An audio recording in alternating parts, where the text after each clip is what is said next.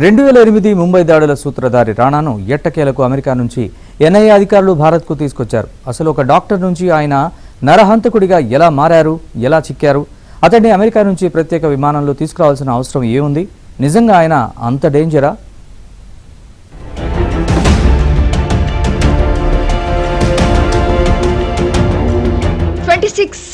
ముంబై దాడుల సూత్రధారి తహవూర్ రాణాను ఎన్ఐఏ అధికారులు భారత్ కు తీసుకొచ్చారు.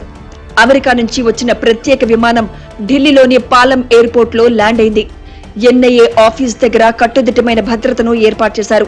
ఢిల్లీ ఎన్ఐఏ కార్యాలయంలో రాణా విచారణ కోసం ప్రత్యేక సెల్ ను ఏర్పాటు చేశారు. 12 మంది అధికారులు రాణాను విచారించబోతున్నారు.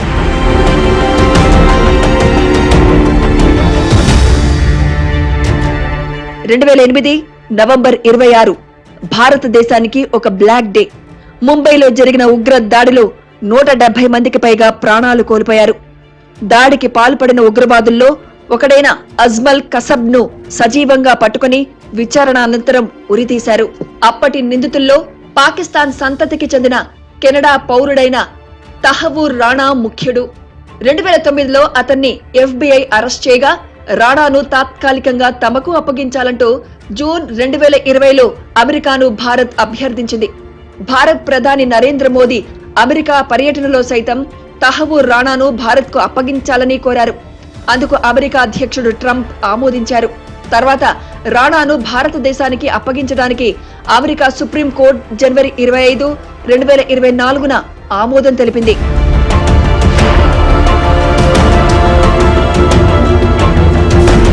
తహవూర్ రాణాకు కాలేజీ రోజుల్లో మరో కుట్రదారు Pakistani American David Headley alias Dawood గిలానీతో పరిచయం ఏర్పడింది. పాక్ ఆర్మీలో డాక్టర్ అయిన రాణా 1997లో మేజర్ హోదాలో రిటైర్ అయ్యారు. ఆ తర్వాత కెనడా వెళ్లి ఆ దేశ పౌరుడిగా మారి వ్యాపారం చేసుకున్నారు.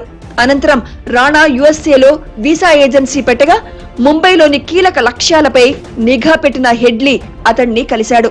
దాంతో రాణా హెడ్లీకి ప్రయాణ పత్రాలు సులభంగా ఇప్పించడంలో కీలక పాత్ర పోషించాడు.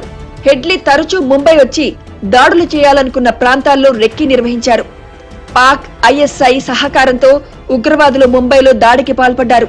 అంతేకాకుండా కరుడుగట్టిన ఉగ్రవాద సంస్థ లష్కరే తోయిబాలో సైతం రాణా చురుకైన పాత్ర పోషించారని సమాచారం. बेशरम भी हैं, बेगैरत भी हैं पाकिस्तानी, और जिस तरीके का इन्होंने बयान दिया है इनके विदेश मंत्रालय ने, उससे और कुछ हम एक्सपेक्ट भी नहीं कर रहे थे.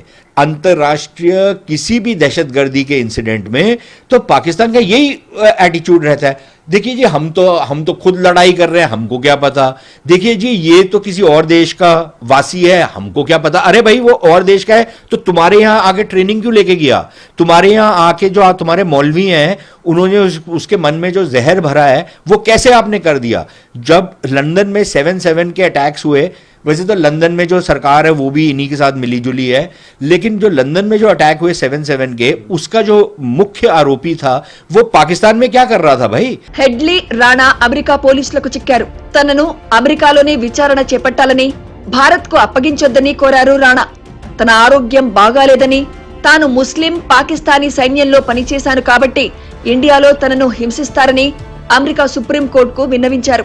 అయితే అమెరికా సర్వోన్నత న్యాయస్థానం ఆయన మాటల్ని నమ్మలేదు.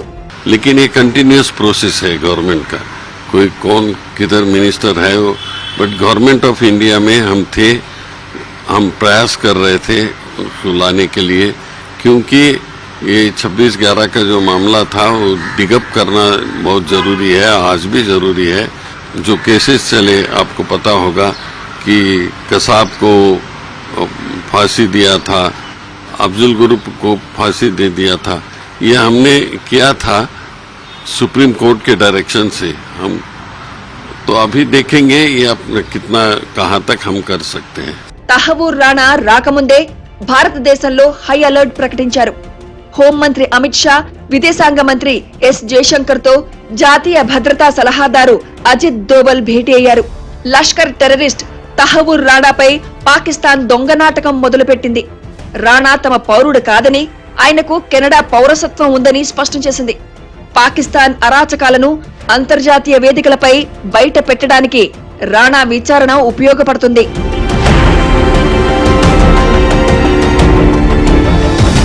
ముంబై మారణ హోమంలో మరో కీలక సూత్రధారి డేవిడ్ హెడ్లీని ఎప్పుడు భారత్కు తీసుకొస్తారని నెటిజన్లు ప్రశ్నిస్తున్నారు.